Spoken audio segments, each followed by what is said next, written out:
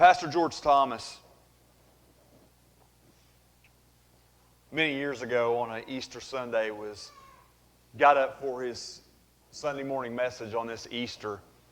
And something was a little different this particular Sunday morning that was totally out of place for Pastor Thomas, because sitting up on the stage next to the pulpit was an old rusty cage.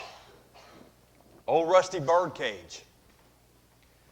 And it was odd for the church to see that sitting there, because Pastor Thomas was not one of these pastors that was really known for using props or a lot of different illustrations. He was a pretty straightforward guy. And to see this bird cage there was something totally out of the ordinary. And he gets up on this Easter Sunday morning and he begins to tell about something that happened to him the day before when he was walking through town. And as he was walking through town, he saw this little boy who was about 10 years old, was walking through town with this old rusty bird cage, and he was dangling it along, and in that bird cage was 3 little birds in this cage. And he thought it was unusual, and the boy was very rough with the cage, and he was just slinging it back and forth. And he thought it was just an odd sight to see on a sidewalk walking through town this 10-year-old boy with 3 birds in a bird cage. So he stopped the little boy and he asked him, "Son, what are you doing with those 3 birds?" He said, "Well, I'm going to take them home and I'm going to play with them." Okay. He's like, "So where did you get these birds?" He said, "I found them." He's like, so what are you going to do? I mean, what do you mean you're going to play with them? He's like, "Oh, I'm going to take them home. I'm going to have all kinds of fun with them." He's like, I'm going to take them home, and I'm going to pluck the feathers out of them, and I'm going to take and throw them around, and I got a little brother at home, and we'll have a good time with these birds." And he said, "Well, son, listen, these birds really don't belong to you." "Oh, sure they do, mister. I found them, so they belong to me. I can do whatever I want to them." He said, "Well, so when you get tired playing with them, then what are you going to do?" He said, "Oh, then it's going to get real good." He says, "I got a couple of cats. And so then I'm going to let my cats play with them a little bit." And he said, "Then it'll be real fun." And the pastor's like, "Son, you can't do that." "Yeah, I can. They're my birds." He said, "Well, listen, I'd like to buy these birds from you." He's like, how much will you take for these 3 birds? And the boy said, "Listen, mister, these birds aren't that special. They're just old field birds." He's like, "You don't want these birds." And the pastor said, "Listen, that's okay. I understand that. I still want to buy these. How much money do you want for these birds?" And the little boy said, he's like, "I'll take $10 for them." So the pastor pulls his wallet out, and he pulls out a $10 bill, and he hands the money to the little boy. And the little boy just takes off running, and he drops the bird cage right there. Well, the pastor goes outside town, he takes the bird cage, and he opens it up, and he lets the birds go free. And so then he begins to tell another story that morning to the congregation on this Easter Sunday morning about how one day Jesus and Satan were having a conversation. And Satan came up to Jesus and he said, "Listen, I just left the Garden of Eden, and there's some people down there." And he's like, "Listen, I had my way with them." Jesus is like, "What do you mean?" He's like, "Oh, I set a good trap for them, one that they couldn't resist." And he said, "Now they're mine." And Jesus said, "What are you going to do with them?" "Oh, I'm going to have a good time with them. I'm going to make them liars. I'm going to cause them to hurt. I'm going to watch their marriages end in divorce. I'm going to have a real good time with them. They'll do whatever I say." And Jesus looked at him and said, "Listen, they're not your people."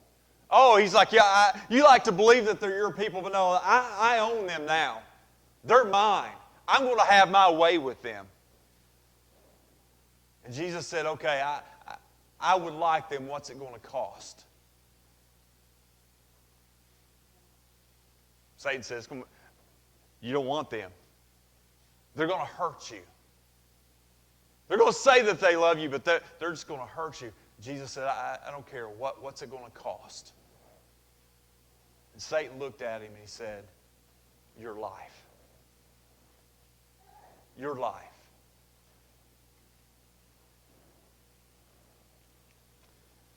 Galatians chapter 5, verse 1.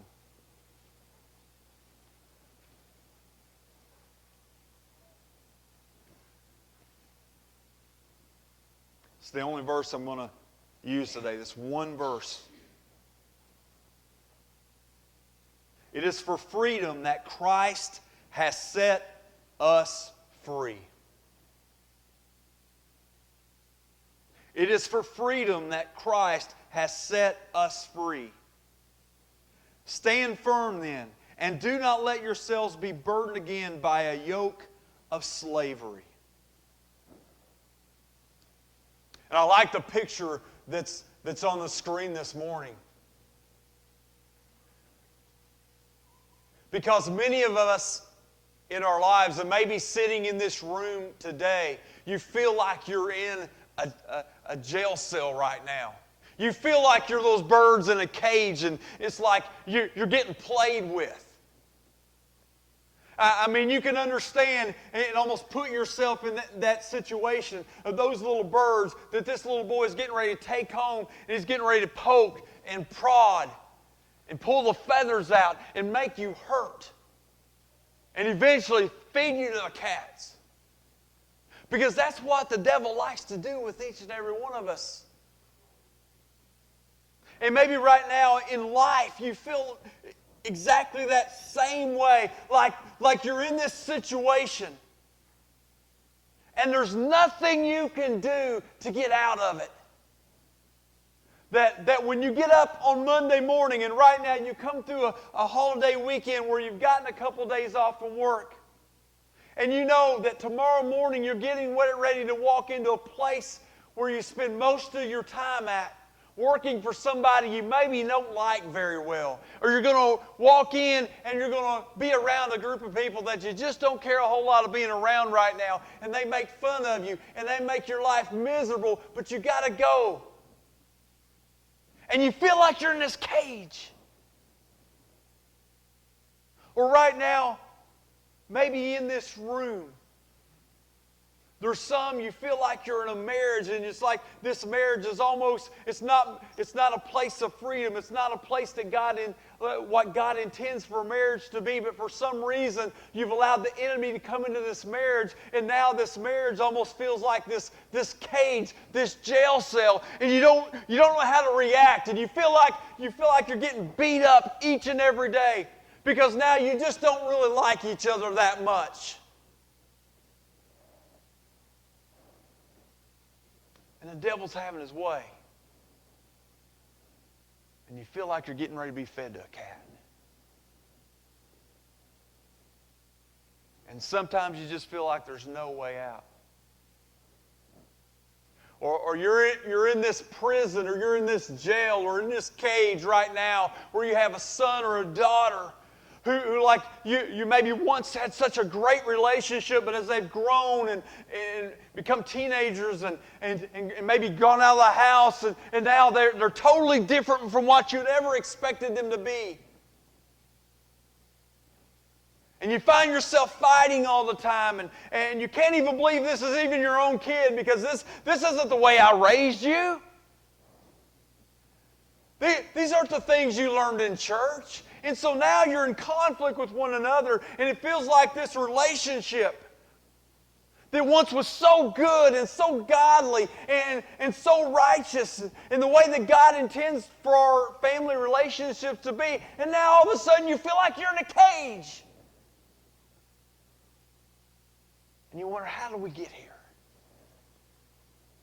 We're in a place of bondage. It's not only that you're in a cage or you're in a jail cell, but you're there and you're bound hand and feet, sitting against the wall and wondering, how in the world am I going to get out of this? But Jesus, in all His grace and mercy, sees us and knows the situations we're in.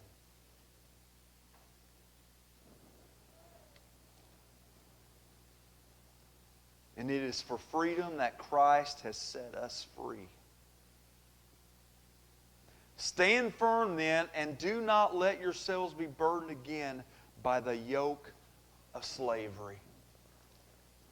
And this morning, as we're in this crossroads of life, and you're in this moment where you don't know what's up or what's down, you're at this moment where Jesus is standing at the door of this cell. He's standing there and He opens the door and He says, all you got to do is come out.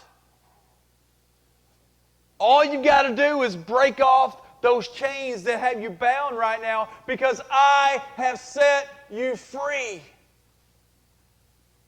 We talked about this a few weeks ago, that so much of our lives is spent living in a life of bondage, when as Christians today, because what Jesus has done for us, we live, instead of living from a place of victory, we live in a place of defeat. We have not been called as Christians to walk around in defeat.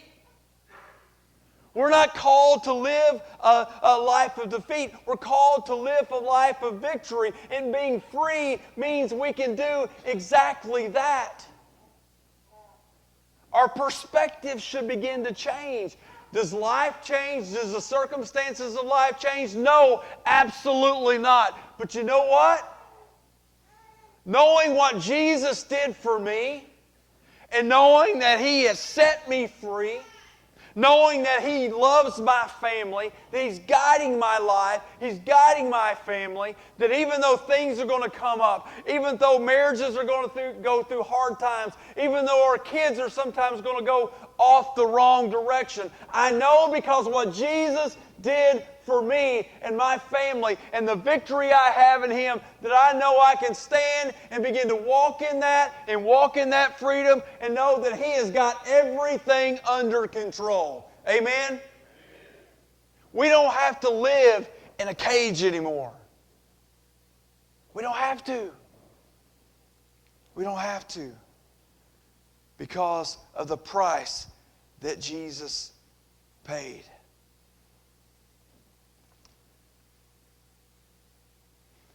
So many times, there's a philosophy right now, or a theology, or it's a false theology, that is really sweeping across our country right now in the American church. And it's extremely dangerous. And if you have found yourself getting caught up in this, I want to caution you this morning. And it's this. There's kind of a theology out there that I like to call hyper grace, where people have submitted themselves to Christ, they surrendered to Christ, they've given their lives to Christ, He's Lord of their life, but yet they understand grace, but they take it to an extreme from a standpoint, okay, now God has saved me, I fall under His grace, so I'm okay, and I can do whatever I want because I'm under grace. I can go out with my friends and we can do whatever we want, talk however we want, watch whatever I want, live whatever way I want, and it's okay because I'm under the grace of God and He's going to forgive me. And that's a very dangerous place to be. That's a very dangerous life to live. Because listen, friends, Christ did not die for us. He did not shed His grace on us. He did not shed His mercy on us so we can go out and have a license to sin. He did not. But here's the thing. Here's the cool thing about God's grace. And when we truly experience the grace of God, and when it impacts us in such a way that we feel the depths of the grace that He sheds on us through His death on the cross, that when we turn to Him and we begin to follow Him, we understand the freedom that we have in Him because of His death, burial, and resurrection, and that grace we have, we're so thankful for that. We're so gracious for that we no longer want to sin anymore. That's the true, understanding the true grace of God. That's being truly free in Jesus. And we don't want to do those things anymore. We don't want to go down that road anymore. One of my favorite movies of all time, and we were having this conversation around the campfire the other night. Amanda complains that I love to watch movies like over and over and over and over and over again. And like I could literally sit down and there's certain movies I could watch on Monday night. I could turn around and watch again on Tuesday night and watch again on Wednesday night. And I have done that multiple times in my life. One of those movies that I watch all the time whenever it pops up on TV, or I'll put it in the DVD player when we're sitting at the campground, is The Patriot. Mel Gibson, The Patriot. Anybody seen that movie? You know what I'm talking about? One of my favorite all-time movies. I've seen it 100 times plus. But there's a moment in this movie, if you remember, when Mel Gibson and they're out and they're trying to gather this army, military, and you know it's during the time of the Revolutionary War, and they're fighting the British, and so Mel Gibson's out and trying to get all the farmers together and develop this militia group to fight. And they're in this kind of pub area, and this guy comes up and he says, I'm too old to fight, but I'm going to sign over to you my slave. And so by rights, for so many months, Mel Gibson's character had basically the rights to this particular slave that he could fight for him. And so they go out and they're fighting these battles and different things, and months goes by, and we're if you remember, if you've seen the movie, you know what I'm talking about. It comes down to the final big battle, and they're getting ready to march out on the field, and this gentleman who was a slave was standing there, and he's standing in this line with the rest of the men he's been fighting with at this time, and they've been hard on him. His fellow soldiers of militiamen have been hard on him, and because he was a slave, and they didn't respect him much through most of the movie. But as they're standing there getting ready to go out for this last final battle, the man standing next to the former slave, he says, "Listen, we're past whatever the day was, 9 months." He's like, "You're free. You don't have to be here. You don't have to fight anymore. Why are you doing this?" And I know I'm messing this up, but he says something to this way. The former slave, he said, "I'm here now because of my own accord. Because I am free is why I am now fighting this battle. And it's because you and I, as we are free. Because what Jesus has done for you and I, it's now we fight a battle, living a holy life, a life of righteousness. It's because of what He's done for you and I. It's why we live the way we live. It's because of the grace He shed on us. It's why we walk out of these doors on Sunday morning, and why we walk out of our houses on Monday morning and go to the places that we do, and we don't fall into the temptation that the devil throws on us. We live holy lives because of what Jesus did for us. We don't go out with a license to sin. That's not what God's grace is about, church. It's not.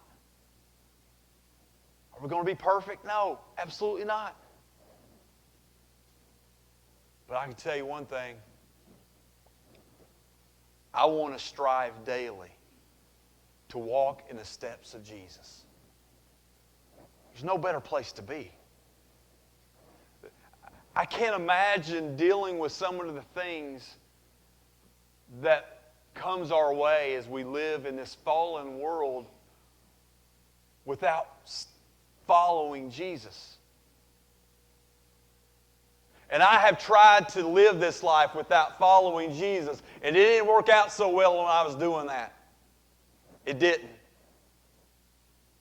And if I were to take a poll in this room right now, and if we were all being honest with ourselves and with each other and with God today, we would all say in those moments when we tried to do it our way and we tried to live this life our way without Jesus, we would all say, yeah, that didn't work out so good. But I can tell you one thing. Following Him and living with Him, I'm not going to say it makes it easier, but it sure provides the answers to those things we're going through. Life's not going to be easy. Jesus promised us that in His Word. But He says, I will make your yoke lighter if you just cast it on me. Just cast it on me.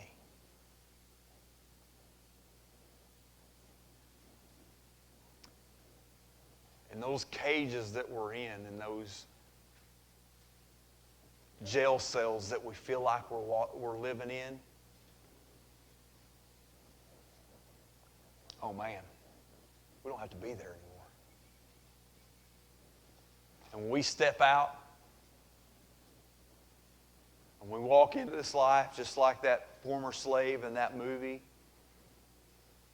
he knew what it was like to have to live a life of slavery and be in bondage and have somebody own him and he had to do everything that he said to do. And now he was totally free.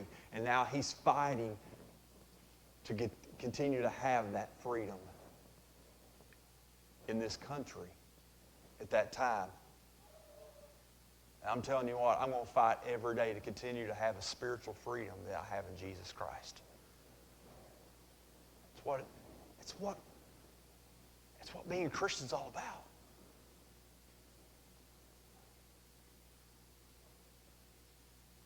It's about giving thanks. Listen to me. If you get into, and I'm going to go off just a little bit. I want to make sure we understand this.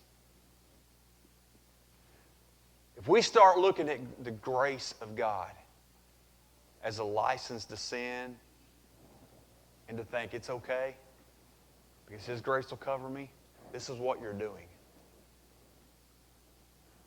You might as well, and I might as well, if we begin to live our lives like that, we might as well go, it'd be like going back 2,000 years when Jesus is hanging on the cross. And it's like we're picking up the hammer and we're nailing nails in His hands and His feet all over again. We are. We're crucifying Him over and over again. And we're hurting Him. I don't want to do that to my Savior. He died once. That's all He needed to do. He gave it all up. And when Satan looked at Him and said, it's going to cost you your life, Jesus said, okay. Okay, you can have it. Because I love them that much.